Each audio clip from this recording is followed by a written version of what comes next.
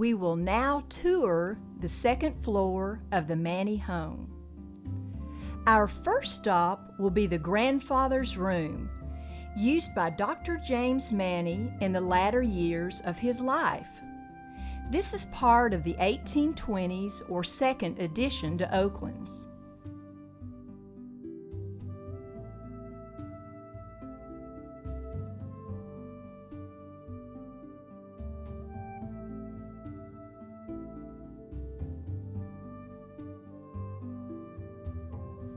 Notice the large piece of furniture to the left of the room. This is an Empire wardrobe dresser combination. This is an original piece to Oaklands. It belonged to Adeline Cannon Manny. It was part of a bedroom set that belonged to Governor Newton Cannon, her father. The bed, a full teaster bed, is not original, but is very similar to the one that would have been paired with the wardrobe dresser. Notice the comfortable chair. This chair would not have been used in the formal areas of the house. This may have been a forerunner to the lazy boy. The foot tub, sitting in front of the easy chair, was used for soaking your feet. This was a common practice during the Victorian period.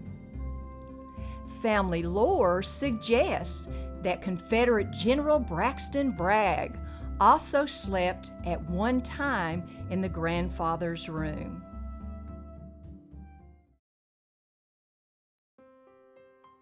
We are now in the front upper hall of the house.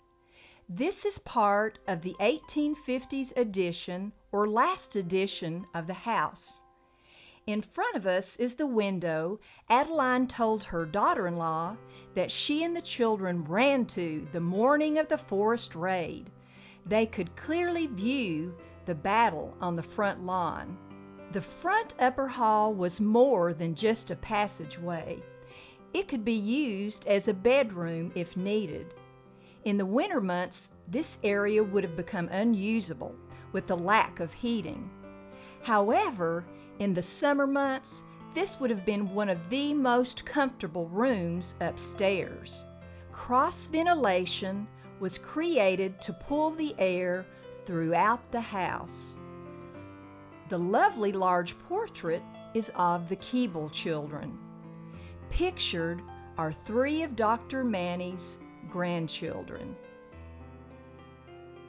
We will now enter into the west guest bedroom. This room was much like a hotel room. There's plenty of room for more than one bed. People of the 19th century were more accustomed to sharing rooms with guests. You can see the wonderful example of the mid-Victorian tastes in interior design. Victorians tended to view things more individually. They felt that if one thing was beautiful, then 100 things must be 100 times more beautiful. This can be seen in the bold, repetitive patterns throughout the room. The ladies of this time period were able to mix and match with a greater freedom than decorators of this century would recommend.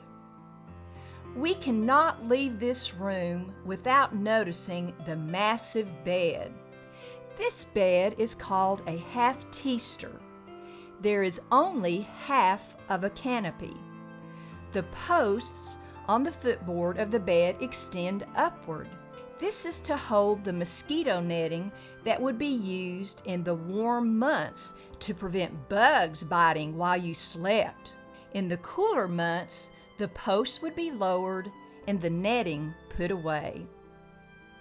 The andirons and brass fender are original to Oaklands. We will now enter into the Davis room.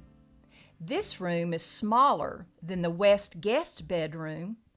Perhaps this room was used for a couple or a single person during their overnight stay at Oaklands. As you see, There is a second door in this bedroom. It is leading to what was a private bathing area. This room would have been very warm in the winter. The fireplace is cast iron and original to the house. The beautifully preserved Brussels rug is from the period and dates to the mid-19th century. The quilt on the bed is a trapunto, or stuffed quilt. These white quilts were some of the most difficult to make, not for a beginner. It has been stitched and then stuffed. This process was achieved by using a dull needle and gently opening the fibers on the backside of the quilt. Each leaf, grape, and vine would be stuffed with cotton batting individually. This was very time-consuming work. This is the room in which Confederate President Jefferson Davis stayed during his visit to Murfreesboro in December 1862. President Davis's aide, George Washington Custis Lee, son of General Robert E. Lee, stayed in the larger west guest bedroom across the hall. As we go down into the 1820s upper hall, please notice the small door. This door was not in the original 1820s edition. There was a fireplace on the wall where the pier mirror is located. This door was added in 1884 by the new owners of the house, the George Darrow family. The door addition reveals the thickness of the walls. They are solid brick. Prior to adding the door, the only way to get to the upstairs area of the guest quarters was up the front staircase, and the only way to the upstairs from the family side was up the back staircase. We are now viewing the girls' room. The large teaster bed and dresser is not original to the Manny family, but is an original to the Murphy family.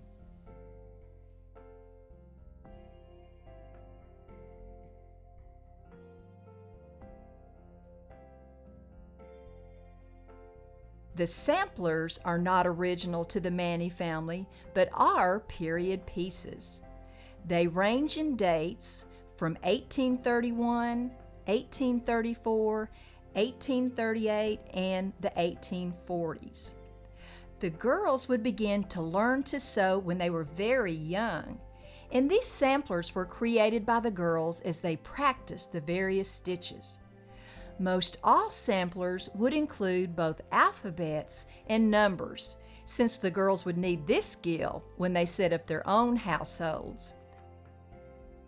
You will notice the nursery is located off the girls' room. The older girls would help tend to the younger children. The plantation mistress was often kept busy elsewhere in her daily work. The girls' room, the nursery, and the boys' room are all of the third edition.